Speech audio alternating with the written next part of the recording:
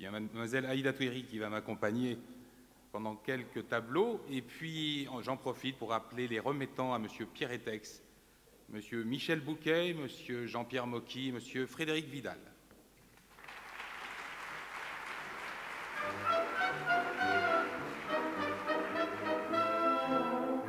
Bonsoir à tous. Bienvenue pour cette soirée anniversaire, c'est la 10e. Jean-Pierre Mocky, Michel Bouquet, bonsoir. Et monsieur Frédéric Vidal, cet infatigable bulldozer dont parlait monsieur Janicot tout à l'heure. Alors peut-être d'abord un petit mot, c'est la tradition de la part des remettants. J'ai parcouru presque le même chemin que mon ami Pierre Etex, pour lequel j'ai toujours eu beaucoup d'admiration, et j'ai été très peiné pendant la période où il a eu des problèmes graves avec ses films, parce qu'un auteur doit être propriétaire de ses films d'une manière ou d'une autre.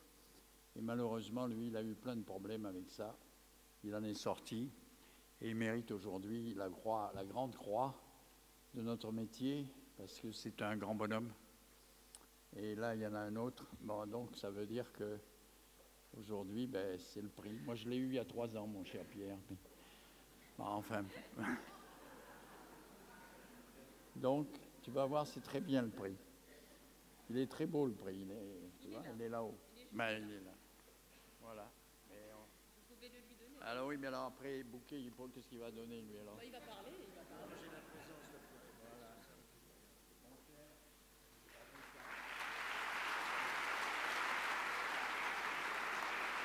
Et il le mérite. On a quand même la chance d'avoir 3 remettants sur scène et vraiment j'aimerais que Michel Bouquet et Frédéric Vidal, vous disiez chacun un mot à ce grand monsieur qui est Pierre Etex, s'il vous plaît, à vous. J'aime beaucoup la gravité du comique et je crois que Pierre Etex représente complètement ce que je viens de dire.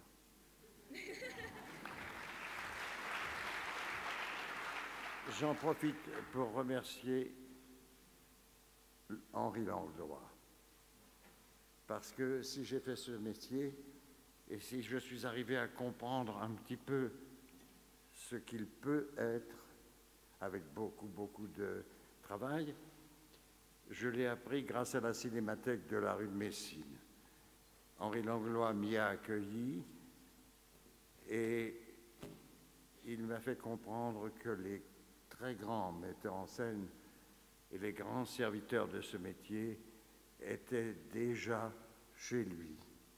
Et dans l'étude que j'ai faite de ces films, je parle de Stroheim par exemple, ou je parle de Griffiths et de tous les autres, et de Jean Renoir et de tous les très grands cinéastes, j'ai appris le goût, j'ai appris la gravité et l'excellence de la persévérance. Voilà. Donc je remercie Henri Langlois et Pierre Etex. Bravo.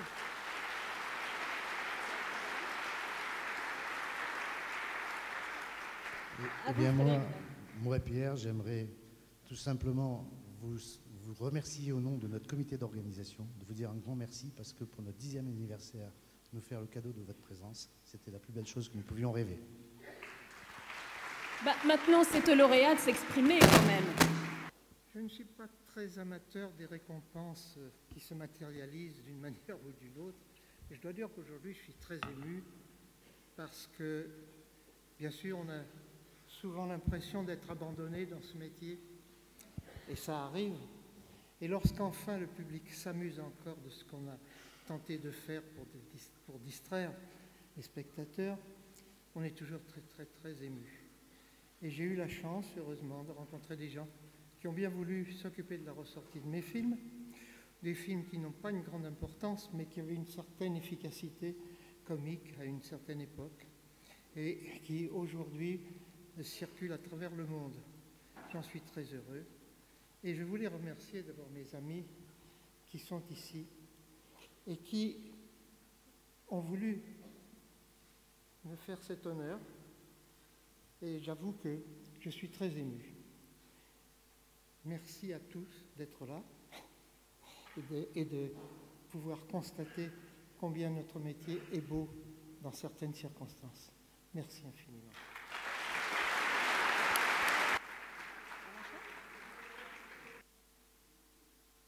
Voilà, merci messieurs. Alors on va passer au deuxième prix de cette soirée anniversaire.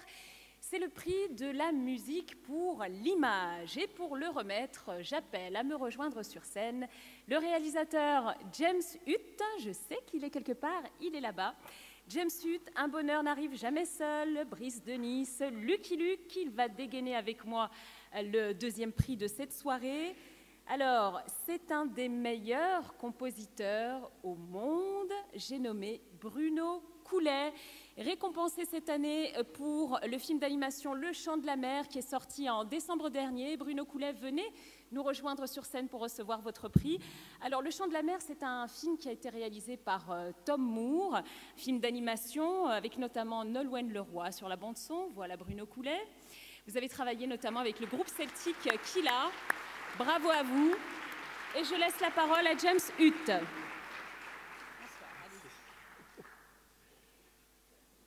Mon Bruno, comme la plupart des artistes, tu n'empruntes pas au meilleur pour remodeler à ta façon. Ton œuvre est singulière et neuve, tout né de toi, jaillissant d'une source d'inspiration intarissable. Et pourtant, personne mieux que toi ne mêle avec autant de talent, instruments, culture et musique de tous horizons et de tous les siècles. Ce n'est donc pas un hasard que l'on te remette ce prix ici, à l'UNESCO. Ton œuvre est comme un échantillon de l'humanité, une trace de notre passage ici-bas. Elle traduit à la fois toutes les émotions qui nous composent, toutes les beautés de la vie et celles de l'univers. Elle nous donne le sentiment de faire partie d'un tout. Elle nous élève, nous unit. C'est ta marque, ta musique est à ton image, Bruno. Car pour ceux qui ne connaissent pas Bruno Coulet, il est un sage, un être rare, un homme fait de bonté et d'idéalisme. C'est une grande et vieille âme au sein de laquelle brille la flamme d'un enfant qui s'éveille. Toujours curieux de tout, toujours en mouvement comme ta musique, sans limite et pourtant si parfaitement construite. Ce mélange de malice cristalline et de glissé de cordes millimétrées qui fait la magie de ta signature. Alors, Merlin de la musique, au nom de tous, je te supplie de continuer à nous enchanter, Bruno, à nous émerveiller. Je te remercie pour toutes les émotions que tu nous as fait partager, pour toutes celles à venir, et te remets ce prix. Merci, Bruno.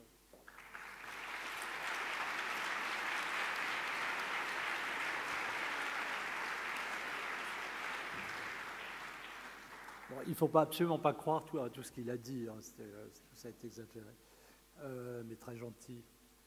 Je suis très ému de recevoir ce prix Henri Langlois, parce que en fait, je lui dois un peu indirectement ma carrière. J'avais la chance d'habiter à côté de la Cinémathèque, à côté du Palais de Chaillot, et j'ai passé une bonne partie de mon adolescence dans cette salle, qui était comme un temple sacré. Et c'est ce qui m'a ouvert sur le monde. C'est là où j'ai découvert, voilà, de Fellini à Bergman, en passant par Kurosawa, Jean Renoir. C'est là qu'a grandi ma curiosité et mon amour pour le cinéma. Donc je suis très très ému. Merci. Bravo à vous, Bruno Coulet. Ne partez pas tout de suite. Pendant que vous posez pour la photo, l'orchestre, la sirène, va vous rendre un hommage en musique, évidemment.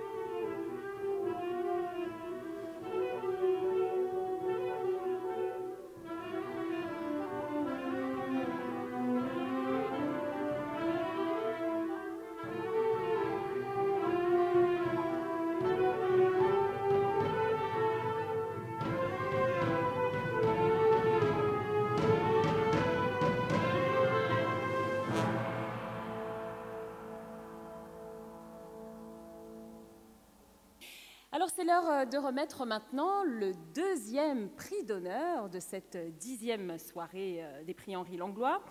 Pour le remettre, j'appelle maintenant sur scène une ancienne lauréate des prix Henri Langlois, distinguée il y a 2 ans, la réalisatrice, scénariste et productrice Eusanne Palcy. Elle a été celle qui a fait revenir Marlon Brando au cinéma avec Une saison blanche et sèche, adaptée du best-seller d'André Brinks. Elle a été la première cinéaste noire produite par un studio de Hollywood. Elle a obtenu un César pour son premier film, Rue Cazenègre, devenu un classique. Madame Eusanne Palcy, si vous voulez bien venir me rejoindre sur scène, s'il vous plaît.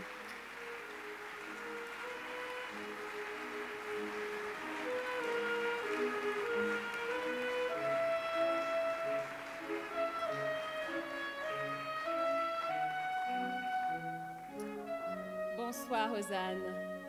Alors c'est vous qui allez remettre ce deuxième prix d'honneur de la soirée et il va aller à une grande dame du cinéma français, Emmanuelle Riva. S'il vous plaît, venez nous rejoindre, Emmanuelle. Un tonnerre d'applaudissements pour Emmanuelle Riva. Révélée par les cinéastes de la Nouvelle Vague, elle a été remise en lumière dernièrement par le magnifique Amour de Michael Haneke, qui lui a valu un César, une nomination aux Oscars. Bonsoir.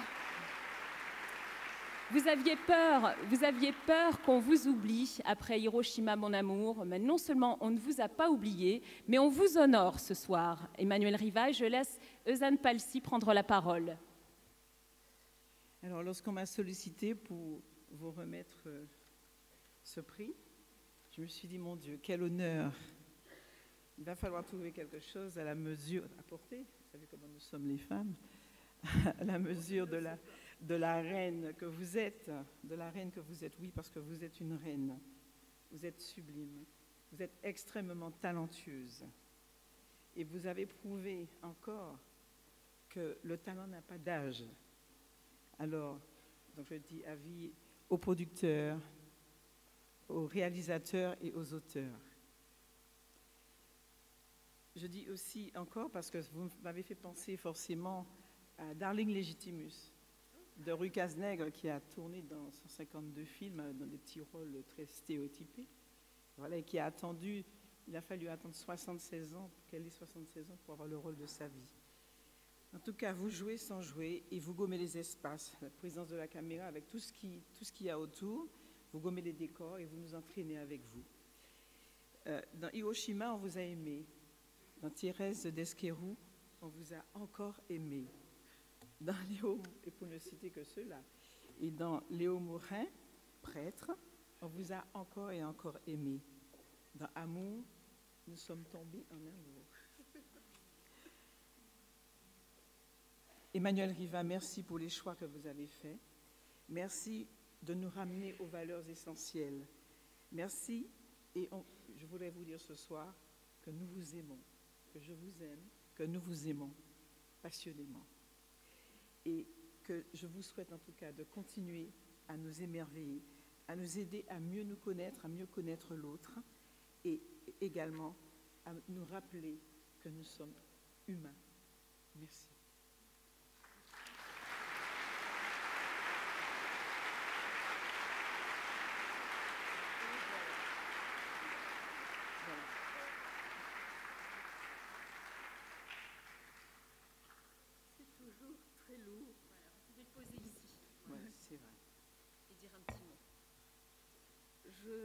Je suis infiniment touchée, vraiment. J'ai l'impression de retrouver la petite fille que j'étais quand j'étais en très grand émerveillement de la nature, dans les Vosges, par exemple, puisque c'est là que je suis née.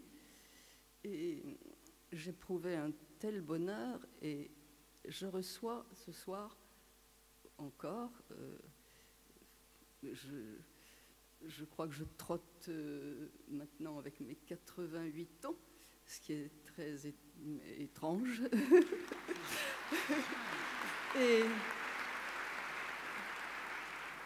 recevoir une telle déclaration d'amour et avec les expressions très belles que j'apprécie et qui m'émeuvent beaucoup de vous, je ne sais comment vous remercier, je suis très touchée.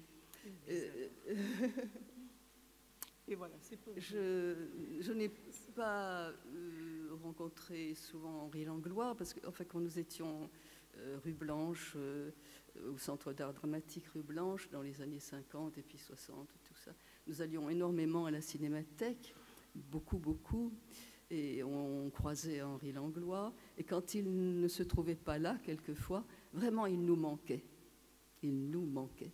Vraiment, voilà. Mais je remercie tout le monde.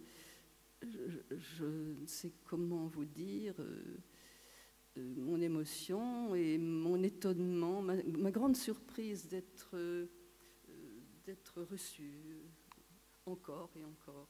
C'est un très grand cadeau. Merci.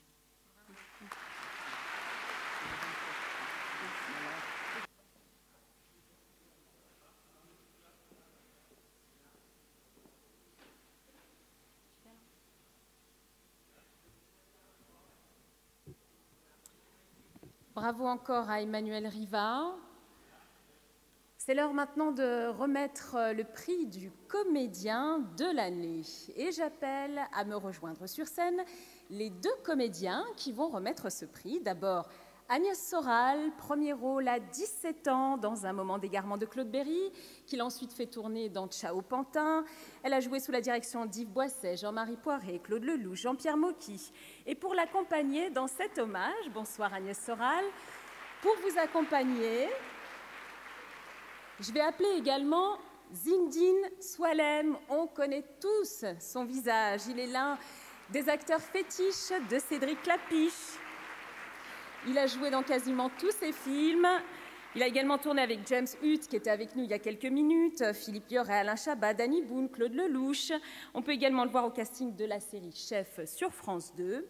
Alors Agnès, Zindine, le comédien que nous allons honorer ce soir, a été distingué il y a 2 jours à peine au Festival du film de Valenciennes pour l'ensemble de sa carrière. Alors c'est vrai, André Dussolier a déjà une longue et belle filmographie, mais rien que l'an dernier sont sortis La Belle et la Bête de Christophe Gans, Diplomatie de Volker Schlondorf, où il jouait un diplomate absolument génial face à Nils Arestrup. À venir ces prochaines semaines, Les 21 Nuits des frères Larieux, l'adaptation très attendue du Petit Prince. Bref, il est toujours dans le coup et c'est un plaisir, un bonheur, un honneur d'accueillir André Dussolier.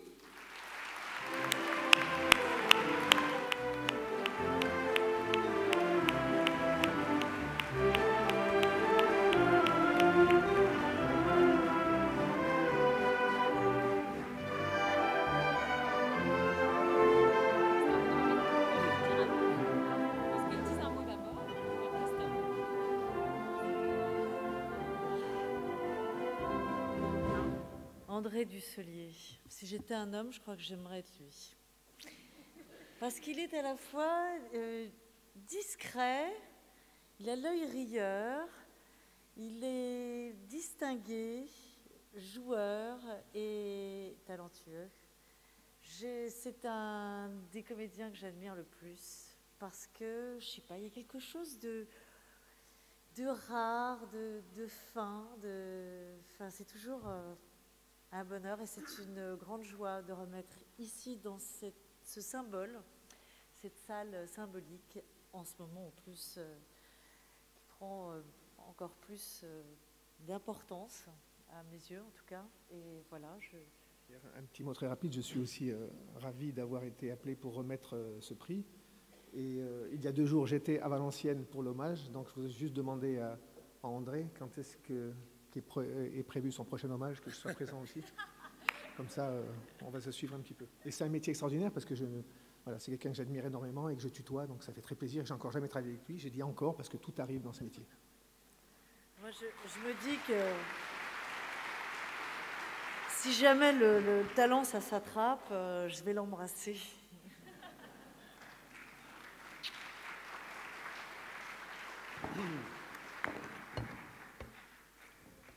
Alors, recevoir de tels hommages. C'est encore plus dur que de faire un film ou de jouer une scène. Écoutez, il y a quelques années, j'étais à l'université, à Grenoble, je faisais des études de lettres et je pensais beaucoup au théâtre, pas du tout au cinéma, mais j'allais voir tous les films de la Nouvelle Vague. Truffaut, Chabrol, Romer, Resnais. Et 2 ans plus tard, je me suis retrouvé au conservatoire en train de faire des études d'art dramatique et on avait monté un spectacle avec des amis et à l'issue du spectacle, François Truffaut est venu et m'a offert un rôle important pour un jeune comédien qui commençait dans Une belle fille comme moi, un film qu'il avait écrit pour Bernadette Lafont, où nous étions entourés de Charles Denner, Claude Brasseur, Philippe Léotard. J'étais vraiment très impressionné.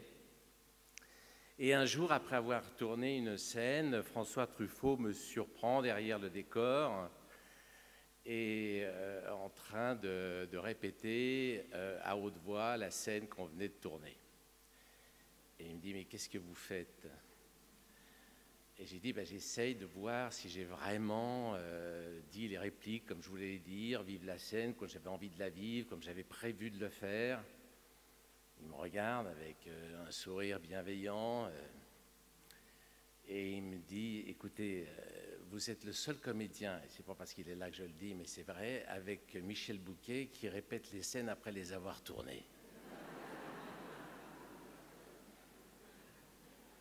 Avec son sourire bienveillant. Et plus tard, j'ai appris par Alain Resnais qu'en fait, tous les metteurs en scène de la Nouvelle Vague allaient à la Cinémathèque avec Henri Langlois, allaient voir tous les films des grands metteurs en scène qu'ils aimaient, regardaient bien la manière dont ils tournaient, essayaient d'appliquer cette mise en scène aux films qu'ils étaient en train de tourner ou qu'ils allaient tourner, puis une fois qu'ils avaient tourné leur film, revenaient à la Cinémathèque pour voir dans les films des metteurs en scène qu'ils aimaient si ça correspondait bien à la mise en scène qu'ils avaient faite. Donc, le jour où je rencontrerai François Truffaut, je le regarderai avec le même sourire bienveillant et je lui dirai que oui, je comprends que malgré toute l'expérience qu'on peut avoir, et les distinctions qu'on peut recevoir, un film, c'est toujours comme un premier film, et que toutes ces inquiétudes qu'on peut avoir, finalement, ça produit le bonheur de faire Le Dernier Métro, de faire Providence, de faire Hiroshima, mon amour, de jouer des scènes avec bonheur sans avoir à les répéter derrière le décor une fois qu'on les a tournées. Ce prix, il me permet de me ressentir tout près d'eux, une fois de plus, avec tous ces metteurs en scène de la Nouvelle Vague avec qui j'ai tourné. Et j'ai aperçu Claude Lelouch tout à l'heure dans la salle, et ça me fait plaisir parce que quand j'avais tourné Une belle fille comme moi, c'était l'époque où on créait les personnages, c'était la première fois que je faisais du cinéma, et c'était un personnage très introverti, qui avait des lunettes et des gants jaunes. Et je pensais que ce métier, c'était un métier d'imagination. Et j'avais l'impression qu'après avoir tourné ce film, tous les metteurs en scène pensaient que dans la vie, j'avais des lunettes et des gants jaunes. Et Claude Lelouch, qui est là, je voudrais le saluer parce qu'il m'a vu autrement qu'avec des lunettes et des gants jaunes. Enfin voilà, tout ça pour dire que toute cette vie est pleine d'émotions, de joie, et que je suis bien honoré de recevoir ce prix, et que maintenant je vais vite aller chez moi répéter et refaire le discours que je viens de faire pour retrouver l'émotion et la gratitude que j'éprouve en recevant ce prix.